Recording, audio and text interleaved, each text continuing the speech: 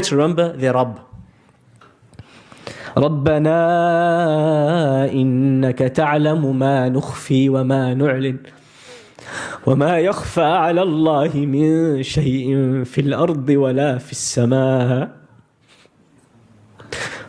My Rabb, you know what we show and what we hide. And nothing in this earth or the sky is hidden from Allah. Your Rabb is the companion for you in your times of solitude. The one who is with you in your times of despair. The one who is called upon when you are standing in front of the ocean and called upon when you are in the depths of the whale. In the Qur'an, the word used to make dua to Allah the most in the Qur'an is the word Rabb. Rabbana ظلمنا أنفسنا. My master, the one who looks after me, the one who looks after my every need, the one who knows my hidden and my apparent. I have wronged myself. Allahumma in the Qur'an is used very rarely, 5 times in the Qur'an. You search the word Rabbana, Rabbi, Rabbi with a kasrah, hundreds of times in the Qur'an, or over 100 times in the Qur'an. And this is the name of Allah, the only name of Allah you can attribute to yourself. That's one of the unique things about it. In the Qur'an, you never see the word Rahmani, my Rahman. You never see the word Ilahi. You never see it in the Qur'an. You never see Maliki, my King. You don't see it in the Qur'an. But you see Rabbi, my Rabb. You see Rabbana, our Rabb.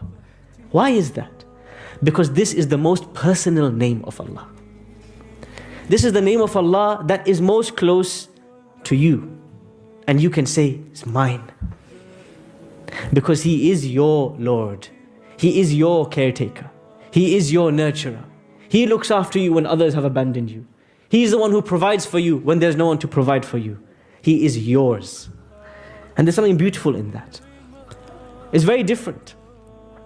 If I talk about a team, 2 teams are playing football today. But it's very different when I say my team. Those are my boys. In my jersey, there's an attachment. There's a belonging. There's an intimacy. There's a closeness. And the only name of Allah that the prophets would call out to and they would attribute to themselves His name is Rabb. Rabbana atina fid dunya hasana. As Ibrahim alayhi salam stands in the middle of an empty desert. And he builds block by block this Kaaba. Not knowing what is going to be the future of this land. What is going to happen to my wife and children? They are so alone. It is at this moment he asks Allah by His name, Ar-Rabb.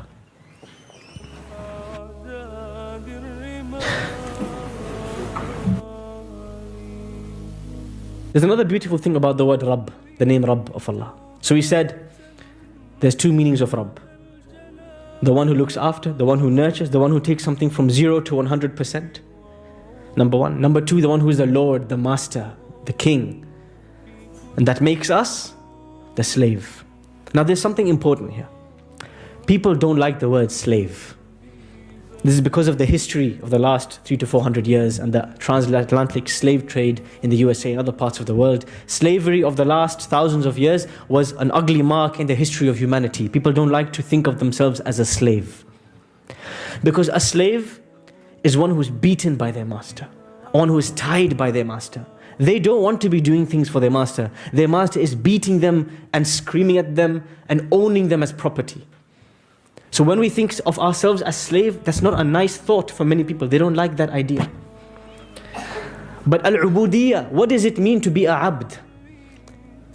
In Islam, we don't have this negative idea that the Rabb is someone who beats you with a stick, that the Rabb is someone who ties you to a tree, that the Rabb is someone who tortures you. That's not our Rabb. In Arabic, abuda ya'budu is to serve someone out of love for them. That's very different. My parents, they don't have handcuffs to tie me to the house. Why do I do things for them? Why do I feel like massaging my mother's feet? Why do I feel like giving my father some money? Why do I feel like getting them gifts? Why do I feel like doing things for them? They haven't obliged me. They haven't forced me. They haven't tortured me. Why do I feel that way? Who can tell me? Why do we feel this way to our parents? Out of love, out of gratitude. This is the meaning, this is the secret of the word abd. Because when the Prophet ﷺ stands for the night prayer, and he's praying all night, as the hadith of his wife comes, until his feet become swollen, they bulge out of pain. And Aisha radiallahu anha asks him, O Prophet of Allah, why do you stand? وَقَدْ غُفِرَ لَكَ مَا تَقَدَّمَ مِن ذَنْبِكَ وَمَا تَأَخَّرَ. Your previous sins and your future sins are forgiven. You don't have to be here. What does he say? أَفَلَا أَكُونَ عَبْدًا شَكُورًا. How can I not be a grateful servant? This ubudiyah, this desire to place our heads on the floor, and this desire to be at the service of Allah, and this desire to please Him comes from our gratitude and our love of Him. Not because He's torturing us, not because He's got a whip in His hand, وَالْعِيَاذُ بِاللَّهِ. Because when people think, Master, this is the image that comes to them. But we have a loving Master. We have a caring Master. We have a Master that gives us the oxygen that comes out of our lips, and the heart that beats the blood through our system. We have a Master who never let us alone for a moment in our lives. This is our Rabb. We feel obliged to worship Him and to please Him because we can't help ourselves. أحسن إلى الناس تستعبد قلوبهم أطالما استعبدتم الناس أحسن أو إحسان. There's a poet who said a line in Arabic, show people kindness, you will find them wanting to serve you. Because